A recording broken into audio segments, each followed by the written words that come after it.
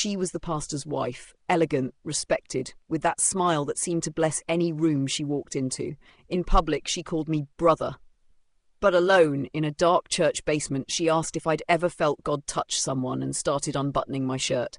I just wanted a fresh start, new job, small town, quiet life. But no one warned me that behind the curtains of faith, there are desires no one admits. That sin doesn't shout, it whispers.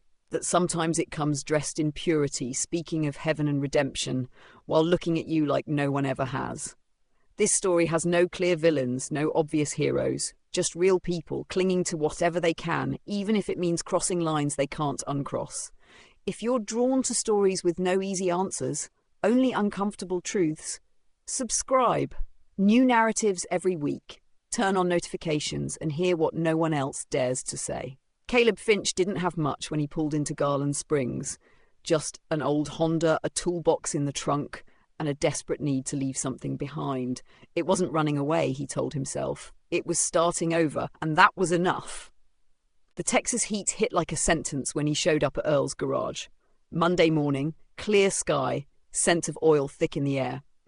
Earl Thompson, the owner and a local war veteran, offered him the job with a firm handshake and eyes that measured everything. You work clean, son, and you don't talk too much. That puts you 2 steps ahead of most folks around here. The town was small but full of eyes. People greeted each other by name, smiled a little too wide, asked where Caleb was from, and then looked away, like they were bracing for something strange in the answer. Garland Springs was the kind of place where Sundays ruled the week, where people wore their faith and talked about God in the grocery store, the barber shop, the bank line. It was Earl who insisted Caleb go to First Redeemer Baptist. If you want folks to accept you around here, you need to show some respect for the altar. Caleb wasn't much of a churchgoer, but he wasn't looking for trouble. So he went. On that first Sunday, he arrived early. The church was big, modern, with a bright sign out front that read, "The truth shall set you free." Inside, the air conditioning fought against the August heat, and most of the wooden pews were already full. Whole families, long dresses, men in blazers despite the sun. And then he appeared, Pastor William Green. Tall, commanding voice, gaze like a blade. The kind of man who didn't need to raise his voice to be heard. His sermon was about temptation, about keeping your eyes on heaven and your feet out of sin, and people said amen like he was speaking directly to each of them. But when she walked in, time slowed. Rachel Green, light brown hair tied back in a simple bun, navy blue dress, quiet elegance like a living painting. She smiled at everyone, but looked at Caleb like she already knew him, and in that glance, something stirred inside him. Not desire, not yet, more like a question he didn't know how to ask. After the service, Earl introduced them. "This is Caleb, new in town, works with me." Rachel reached out graceful and said, "Welcome, brother. God's house is your house, too." But the way she said brother, too warm to be just polite. And Caleb, though he didn't know why, felt something tighten in his chest, like he'd just agreed to something that hadn't been offered yet. It didn't take long for Caleb to become a familiar face at First Redeemer. He showed up every Sunday, clean-shaven, collared shirt, quiet eyes. He sat alone, always in the third pew from the back, hands resting on his knees like he wasn't sure what to do with them. People started nodding at him in the parking lot. A few even patted his shoulder when they passed by his seat. But Rachel started sitting closer, not beside him, not yet, but a row ahead, diagonally. Close enough for him to see the delicate outline of her jaw, the subtle curve of her neck when she bowed in prayer. Once, during a hymn, she turned halfway and handed him a songbook she'd accidentally picked up from his pew. Her fingers brushed his. Her eyes held his a second longer than they needed to. "I hope the sermons are speaking to you," she said softly afterward, when they crossed paths outside by the rose bushes. "They are," he replied, too quickly. Then added, "He speaks with conviction." She smiled. Conviction can be a blessing or a prison. It was the first time he noticed it, that glint of sadness behind her grace, like someone who knew too much about cages. As the weeks passed, she started involving him in small tasks, helping with the food drive, fixing the door to the youth room, carrying hymnals, always something that placed her near him, always framed in service, in faith. But underneath, Caleb could feel it, a growing pull. Not loud, just constant, like a string tugging at something buried in his chest. Pastor Green, meanwhile, seemed to adopt him, called him son once in front of the men's group, asked him to join in prayer circles, quoted scripture about new beginnings, about God placing people where they're needed most. Caleb smiled, nodded, tried not to choke on the irony, because inside he was starting to lose clarity. It wasn't just attraction. That would have been easier, cleaner. No, what unsettled Caleb was how Rachel made him feel seen. She asked questions no one else did, about his past, about his mother, about the way he rubbed his wrist when he was nervous, and she listened, really listened, like every word he said mattered, like he mattered. One Wednesday evening after Bible study, she waited by the side door as he gathered folding chairs. Rain was coming down hard outside, thunder in the distance. The hallway was empty, humming with fluorescent light. "Do you feel it too?" she asked. Caleb froze. Feel what? The stillness. When everything else is loud, but between us, it's quiet. Real. He opened his mouth, but no words came. She didn't wait for them, just placed a hand on his chest briefly, like testing if something lived there, then turned and walked away, heels clicking softly against the linoleum. Caleb stood there long after she was gone, the echo of her touch louder than any sermon. It became a kind of ritual. Every Sunday morning, as the congregation gathered in a slow-moving tide of pleasantries and perfume, Rachel would find Caleb, sometimes near the back pew, sometimes by the coffee station, and always with that same greeting, "Good morning, brother." Her voice was warm, almost maternal, like the word had been plucked from scripture itself. But Caleb began to hear something beneath it. A softness meant only for him, a tone no one else seemed to notice. And the way she smiled, just a little too long, made the title feel like a dare. The others took it at face value. The church ladies with their pearl earrings and quiet judgment smiled approvingly. "She's always been so nurturing," one whispered. "A real shepherd's wife." But to Caleb it felt like a leash made of silk, publicly sacred, privately dangerous. She'd find excuses to touch his arm when passing a tray of cookies, to stand too close while discussing next week's charity event, to say things like, "You're such a blessing to this church," while looking at him in a way that didn't feel like a blessing at all. At first he told himself it was in his head. She was married, she was the pastor's wife, she wouldn't. But then came the Sunday she leaned in during the benediction and whispered, "You always sit where I can see you." Caleb swallowed hard. "Habit, I guess," she smiled. Some habits are holy, some just feel that way. And then she walked away, leaving him staring at the pulpit, unable to hear a word Pastor Green was saying. That week Rachel texted him, "Thank you again for fixing the storage cabinet. You're a godsend. I left something for you in the foyer drawer, just a little snack. You work too hard, rest is sacred too." The snack was a small Tupperware of lemon bars, homemade, still warm. Caleb didn't reply. He didn't throw them out either. He started waking up with her in his thoughts.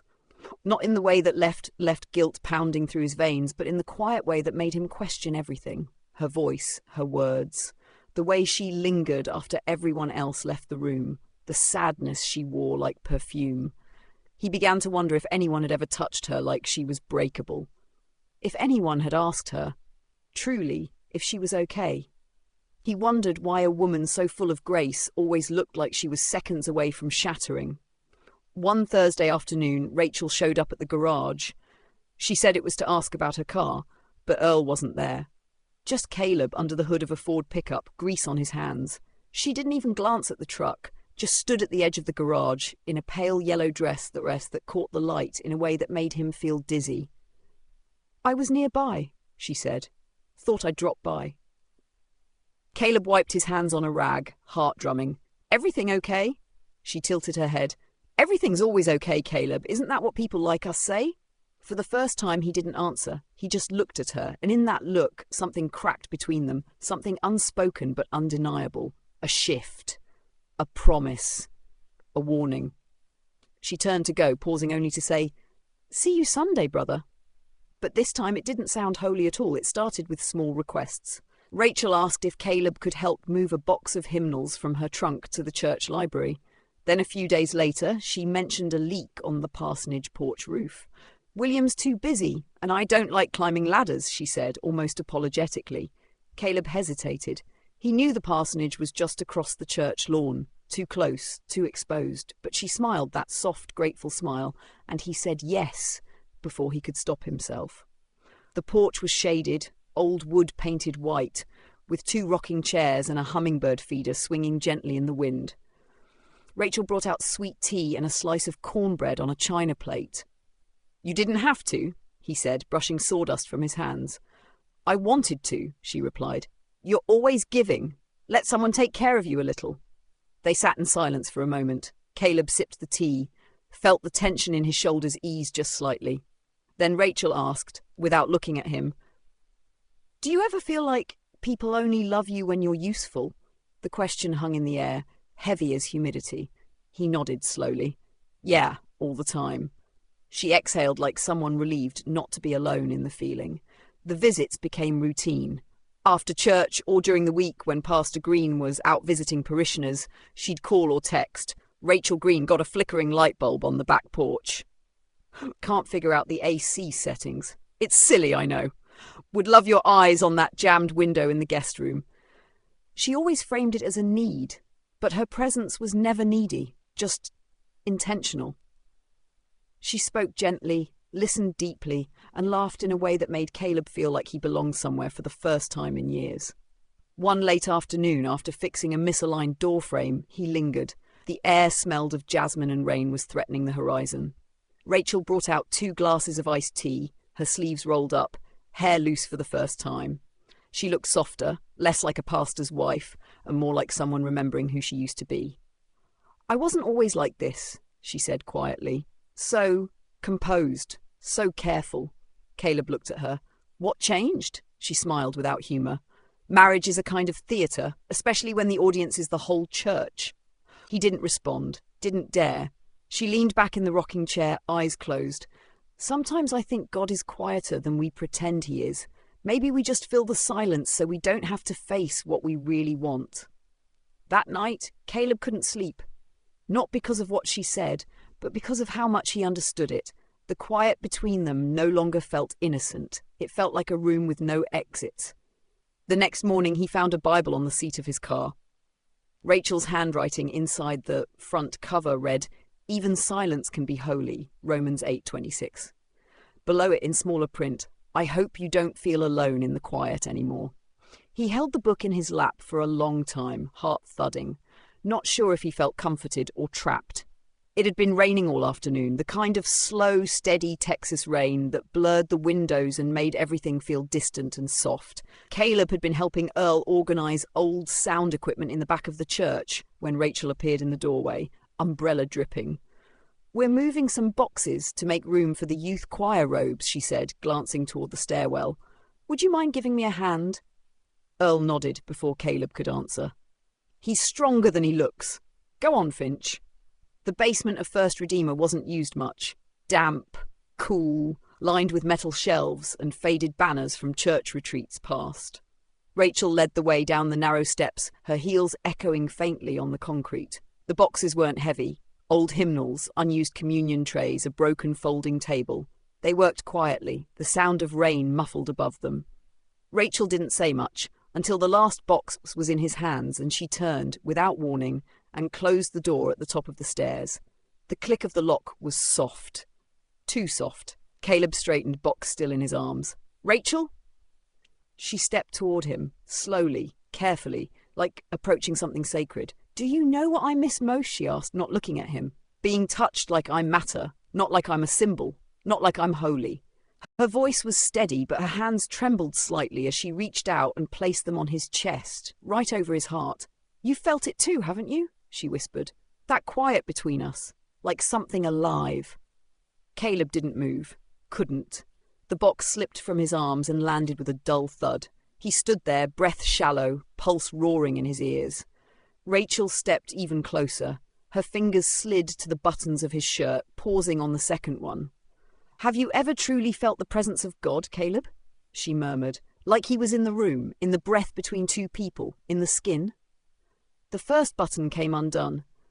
"I used to pray to feel something," she said. Now I just want to remember what it's like to feel anything. She wasn't crying. She wasn't begging. There was no desperation in her face, only an aching clarity. A woman not seducing but confessing. Caleb could smell her perfume, faint, clean, like lavender. He wanted to step back. He wanted to step forward. He did neither. Instead, he whispered, "This isn't right." Her eyes lifted to his. "Neither is pretending we don't feel it." Another button, but then footsteps above them, voices, a door creaking open somewhere. Rachel stepped back immediately, breath caught in her throat. "Don't tell anyone," she said, smoothing her blouse. "They'll think I'm crazy, or worse." She unlocked the door, looked back once with eyes full of something that felt like guilt wrapped in longing, and vanished up the stairs. Caleb stood alone in the basement, shirt half open, heart hammering like a warning bell in his chest, and for the first time, he wasn't sure if he wanted to be saved. Caleb didn't go to church the next Sunday. He told Earl he had a cold, but the truth sat heavier than fever. He stayed in bed, staring at the ceiling fan, replaying every second in the basement. The look in her eyes, the way her voice had softened when she spoke of God, as if the word itself could justify the heat between them. He kept thinking, I didn't do anything. But he had. He hadn't stopped her. He hadn't walked away. And worse, he hadn't wanted to. On Monday, Rachel sent a message. "You weren't at service. I hope you're okay. I've been praying for you. No emojis, no affection, just that quiet, practiced grace she wore like a mask." Caleb didn't reply, but 2 days later, she appeared at the garage. She waited until Earl stepped out for lunch, walked in like she'd been there 1,000 times, dressed modestly but with a kind of composure that drew the eye. She stood beside the workbench while Caleb tightened bolts, pretending not to see her. "I'm not here to make anything worse," she said softly. He didn't look up. "Then why are you here?" "Because ignoring it doesn't make it disappear." He turned, wrench still in hand. "Rachel, we crossed a line," she nodded. "I know, but we were already halfway there before we touched anything." That stopped him. She stepped closer. "Do you think sin is just action? I've been dying inside this marriage for years. I smiled, I served, I sang hymns with a bleeding soul. Her voice caught. You looked at me like I was still alive." Caleb stepped back. "Don't put that on me." "I'm not," she said quietly. "But I need you to understand. This isn't about lust. It's about seeing someone, about being seen." He wiped his hands on a rag. "You talk like it's holy." She smiled faintly at his. Maybe holiness isn't always clean. Maybe it's in the places no one dares to look. He hated how much he wanted to believe her. That night, she sent another message.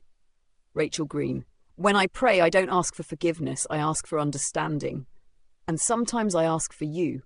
The next morning, she was waiting in the church foyer when he came by to drop off some tools. "Come upstairs," she said. "We need to talk." He followed her, because part of him wanted clarity. But another part, deeper, darker, simply wanted her. They didn't kiss. They didn't touch.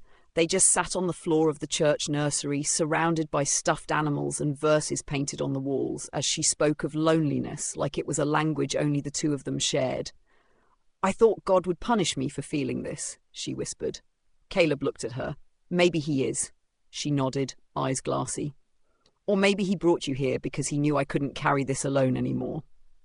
When he left, it was dusk. The sky bruised with thunderclouds. Caleb walked slowly back to the garage, feeling like every step pulled him deeper into something he couldn't name.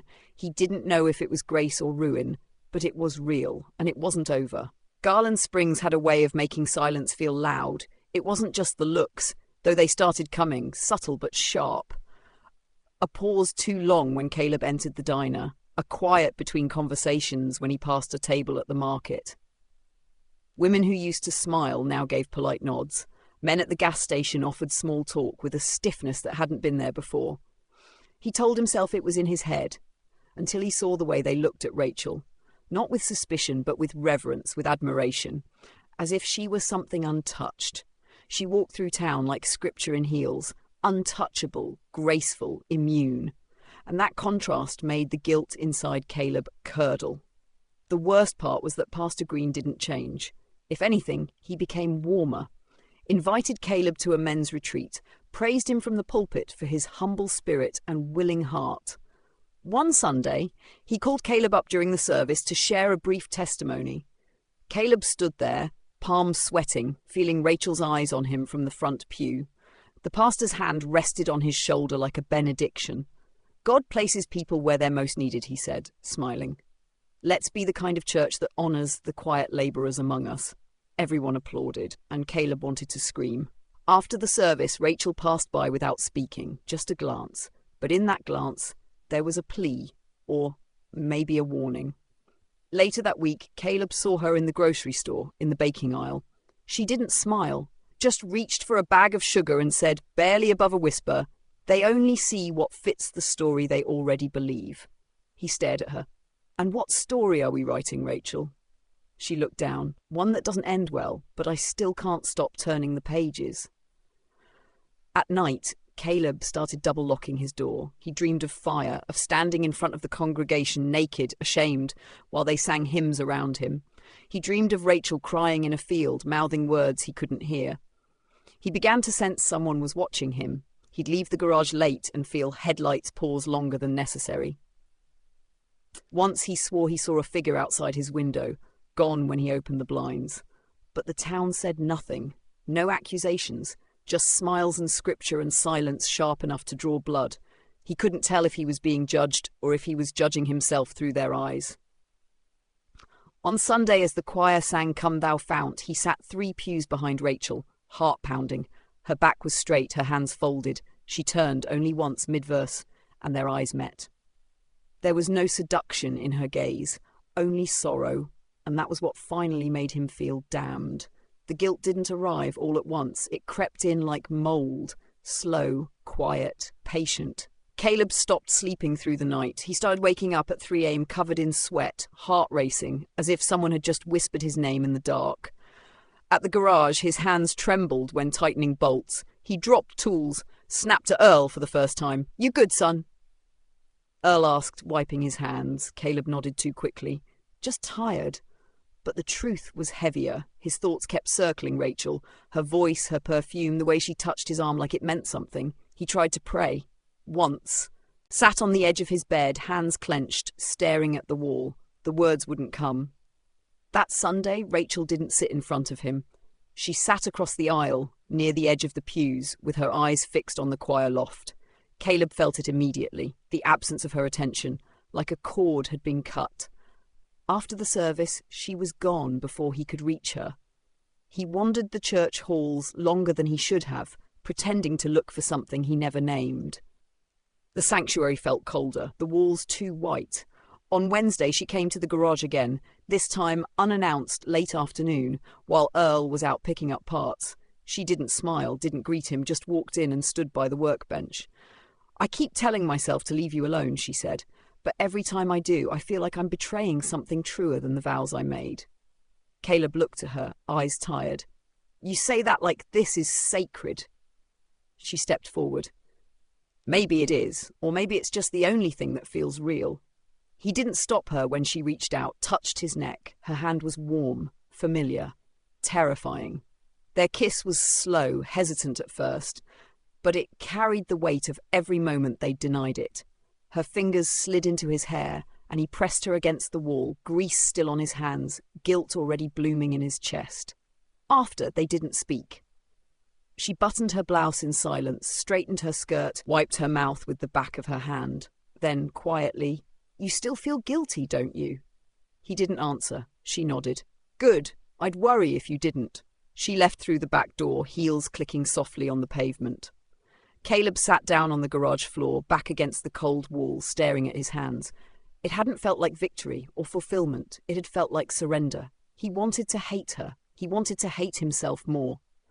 The next day, he skipped work, drove aimlessly past the edge of town, found himself parked near a lake, engine running, staring at the water like it held an answer. He thought about calling his mother, about telling Earl the truth, about leaving, but every road he imagined away from Garland Springs led him back to her. And he knew, deep in the pit of his stomach, that he wasn't finished. Not yet. Not yet. Not even close. The envelope was unmarked, no return address, no handwriting, just plain beige paper, folded once and slid under Caleb's apartment door sometime during the night. At first he thought it was a bill or a flyer. He picked it up absent-mindedly, still groggy, rubbing the back of his neck. But when he opened it, everything inside him stilled. One photo, printed on cheap glossy paper. It showed the back of the garage. Caleb and Rachel, framed in grainy distance, her hands tangled in his shirt, his mouth pressed against her neck. The shadows fell just right. The moment was unmistakable. Someone had seen. For a long minute, he couldn't move, could barely breathe. The edges of the photo trembled in his hand. He sat down slowly, the room spinning around him. Who? Who had been watching? How long? His thoughts scattered, colliding with each other. The figure outside his window, the car that idled too long near the curb, the silence in town that suddenly made sense. This wasn't paranoia. Someone knew. He didn't go to work, didn't leave the apartment, just sat in his kitchen with the photograph on the table, staring at it like it was a bomb waiting to go off. His phone buzzed twice, once from Earl, once from Rachel, and he ignored them both. By evening, the sun casting long stripes across the floor, he finally called her. Rachel answered on the first ring. "You got one too," she said. Her voice was quiet, flat. "Yes," he whispered. A long pause. Then, "They want us afraid." Caleb closed his eyes. It worked. She said she didn't know who, that she'd been careful, that maybe it was someone from the congregation, maybe even someone close to William. But he doesn't know, she said, almost pleading. He can't. I'd see it in his eyes. Caleb didn't reply, because he wasn't sure she was right. That Sunday, he went to church, not because he wanted to, but because not going would have been louder. He sat in his usual pew, third from the back, hands clenched between his knees. The choir sang. Rachel stood in the front row, voice steady, eyes forward. But midway through the second verse, she looked at him, just for a second. And it wasn't longing, it was fear. After the service, Pastor Green shook his hand. "Good to see you, son. We missed you last week." Caleb nodded, swallowed hard. "Been under the weather." The pastor smiled. "You're strong. The devil preys on the weak, but you're not one of them." Caleb felt the weight of that sentence like a stone in his chest. That night, he laid the photo on the bathroom counter and stared at his reflection. One suitcase sat open on the bed behind him. The other option, returning to the pew next Sunday, hovered in his mind like a trap already sprung. There were no good endings here, only consequences. The suitcase sat half-packed on the bed. Caleb stared at it, shirt in hand, frozen. The photo was tucked in his wallet, folded twice, like proof of something he wished he could forget. Outside, the town was waking up, slow, methodical. Church bells rang faintly in the distance. Sunday again. He hadn't decided. Not really. Half of him wanted to run, to disappear down some highway and leave Garland Springs in the rearview mirror, to forget Rachel, the basement, the porch, the lies. But the other half was still sitting in that pew, waiting. He shaved, slowly, buttoned his shirt with fingers that shook more than they should. When he looked in the mirror, he barely recognized himself, not because he looked different, but because something in his eyes had dulled. A part of him had gone quiet. Before he left, he sat on the edge of the bed, Bible in hand. Rachel's note was still inside the cover. Even silence can be holy. He traced the handwriting once, then closed the book. The streets were damp from the early rain. Families walked in small clusters toward First Redeemer, pastel dresses and pressed collars, smiling like nothing ever broke in their world. The parking lot was nearly full. Caleb sat in the car for a long minute, engine running, knuckles white on the steering wheel. Then he turned it off. Inside the church, everything was as it had always been. Polished wood, faint scent of lilies, ushers with bulletins at the door. But Caleb felt every step like he was walking towards something final. He sat in his usual spot. Rachel was already in place at the front, third from the left, choir robe pristine, posture perfect. She hadn't looked at him since he walked in, not even a flicker of recognition. She stood when the choir stood, sang when the music began, and, as the first verse of "It Is Well With My Soul" filled the sanctuary, her eyes finally met his. There was no seduction in them now, no invitation, only resignation, and something quieter, something like goodbye. The hymn rose. The congregation sang. Caleb stayed seated, lips still, heart thudding against his ribs like it was trying to tell him something. He didn't know if he'd go back to the garage on Monday. Didn't know if he'd ever speak to Rachel again. But he knew this. someone had watched, someone knew. And in towns like Garland Springs, secrets only stayed buried if the dirt was willing to forget. As the final note of the hymn faded, Rachel closed her eyes. And Caleb, for the first time since he'd arrived, didn't feel like a visitor. He felt like a man standing on a ledge, the fall behind him, the sermon ahead. If this story left something in you, a question, a shiver, a breath held too long, stay close, subscribe, and let yourself return when the next one finds you.